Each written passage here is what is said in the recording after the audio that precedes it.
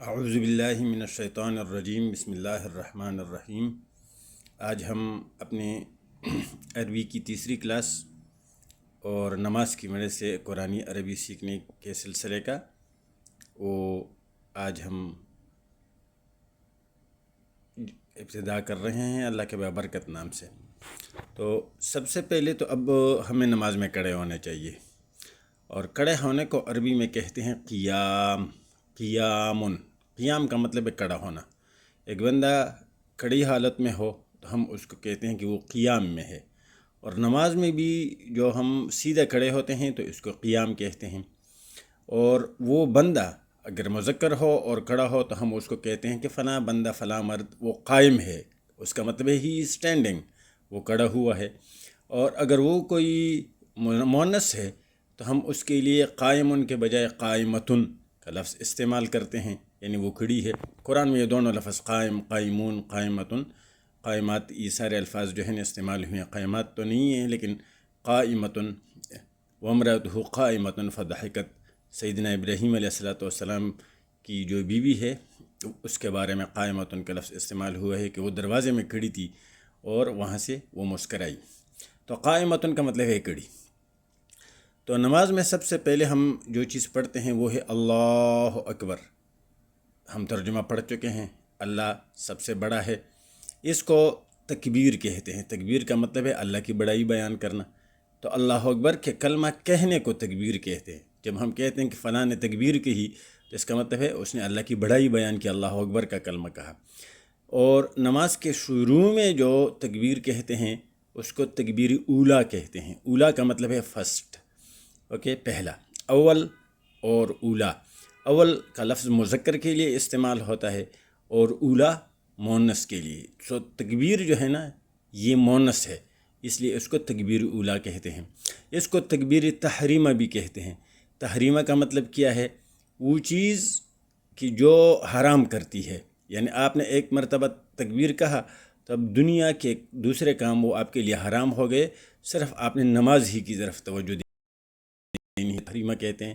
تکبیر اولا کیوں کہتے ہیں؟ اس لیے کہ یہ پہلی تکبیر ہے۔ نماز میں تو ویسے اور بھی بہت سی تکبیریں ہیں، مگر صرف پہلی والی کو تکبیر اولا کہتے ہیں اور اس کو تکبیر تحریمہ بھی کہتے ہیں۔ آگے ہم جو پڑھتے ہیں وہ ثنا ہے۔ ثنا کی کئی قسمیں ہیں، اور جو ہمارے ہاں مشہور ہے تو وہ ہم آگے جو ہے پڑھیں گے۔ اور اگر اس کے علاوہ آپ نے کسی کو ثنا کہتے ہوئے سنا تو وہ بھی جب تک اللہ اور اس کے رسول صلی اللہ علیہ وسلم نے اس کی تعلیم دی ہو، رسول اللہ صلی اللہ علیہ وسلم نے مسنون ہو، تو بے شک وہ پڑھ سکتے ہیں۔ اور بھی جو ہے نا کچھ رائج ہے، ہمارے ہاں جو رائج ہے وہ ہم آج پڑھیں گے انشاءاللہ۔ سب سے پہلے لفظ جو ہے وہ سبحان ہے۔ سبحان لفظ کا مطلب ہے بے عیب ہونا، جو بے عیب ہو، فلالس انگلش میں کہتے ہیں، پرفیکٹ، کہ جس کے اندر کوئی امپرفیکشن نہ ہو۔ اب یہ سبحان کا لفظ عربی میں صرف اور صرف خدائے وحدہ لا شریک کے لیے استعمال ہوتا ہے، کیونکہ اللہ کے سوا جتنی بھی مخلوق ہے اس میں کچھ عیب ہے، اور اللہ کی صفتوں میں سے ایک صفت یہ ہے کہ کوئی بھی اس کی طرح نہیں ہے۔ آپ مثال ہی نہیں دے سکتے کہ اللہ تعالیٰ فلاں کی طرح ہے۔ اللہ بادشاہ ہے، مگر کوئی بادشاہ ایسا نہیں کہ آپ مثال دے سکتے ہیں کہ فلاں بادشاہ کی طرح ہے۔ اللہ زندہ ہے، مگر کوئی بھی زندہ چیز ایسی نہیں کہ آپ مثال دے سکتے ہیں کہ فلاں زندے کی طرح ہے۔ اللہ انصاف والا ہے، حکم ہے، جج ہے، مگر آپ کسی دنیاوی جج کی مثال نہیں دے سکتے۔ اللہ طاقت والا ہے، مگر آپ کسی دوسرے طاقت والے کی مثال نہیں دے سکتے۔ ٹھیک ہے؟ تو قرآن میں ہے کہ سبحانہ لیس کمثلہ شیء، اس کی ذات بے عیب ہے، اس کی طرح کوئی چیز ہے ہی نہیں کہ آپ اس کی مثال دے سکیں۔ تو جب ہم سبحان کا کلمہ اللہ کے لیے استعمال کرتے ہیں تو اس کا مطلب ہے ایسا بے عیب ہونا کہ چونکہ وہ بے عیب ہے تو اس کے اندر نقص نہیں ہے، اس کے اندر کمی نہیں ہے کہ کوئی آگے بڑھ کر اس کو پورا کرے، اس لیے اس کو کسی شریک کی ضرورت نہیں ہے۔ اس لیے جب کچھ لوگوں نے کہا کہ عیسیٰ علیہ السلام اللہ تعالیٰ کے بیٹے ہیں تو قرآن میں آتا ہے کہ سبحانہ، اللہ کی شان پاک ہے، اور وہ انا یکون لہ ولد، اس کا بیٹا کیسے ہو سکتا ہے، وہ تو بے عیب ہے۔ یعنی یہ بھی ایک عیب ہے کہ بندے کے دل میں خواہش پیدا ہو کہ کوئی میرا وارث ہو اور وہ میرے کمزوری کے وقت جو ہے نا میرا کام آ سکے۔ ٹھیک ہے؟ تو اللہ بے عیب ہے۔ بے عیب ہونے کا مطلب یہ ہے تو آخری نتیجہ اس کا یہ نکلتا ہے کہ اس کا کوئی شریک نہیں ہے، تو اس کو سبحان کہتے ہیں۔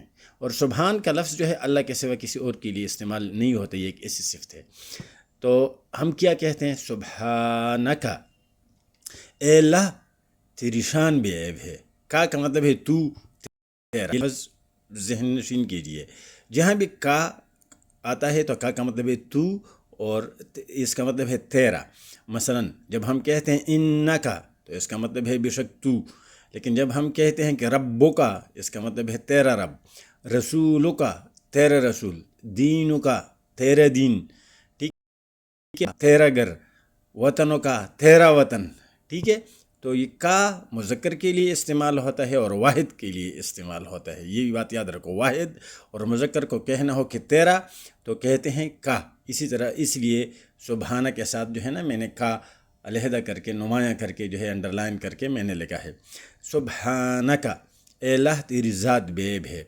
آگے لفظ استعمال ہوا ہے اللہم، یہ اصل میں دو الفاظ کے کمبینیشن ہے، اللہ اور آخر میں میم ہے ہما۔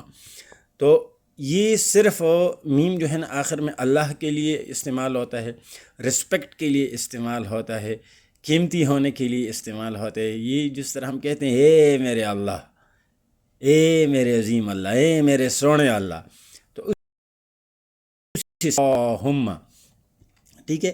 تو سبحانک اللہم کا مطلب یہ ہے کہ اے اللہ تیری ذات بے عیب ہے، تیری ذات میں کوئی عیب ہی نہیں، اور جب عیب ہی نہیں تو تجھے کسی مددگار کی ضرورت ہی نہیں، نہ کوئی تیری مدد کر سکتا ہے، اس لیے تیرا کوئی شریک نہیں ہے، ٹھیک ہے۔ یہ جب بات آپ نے کہی کہ تیرا عیب ہی نہیں تو آپ نے آدھی بات کی، آپ نے آدھی بات کی۔ آگے جو ہے نا یہ ہے کہ عیب نہیں ہے لیکن ساتھ میں خوبیاں بھی ہیں، تو خوبی کو عربی میں حمد کہتے ہیں۔ حمد کا مطلب ہے تعریف، خوبی اور شکر۔ اس لیے سبحانک اللہم کی آدھی بات بہت قیمتی بات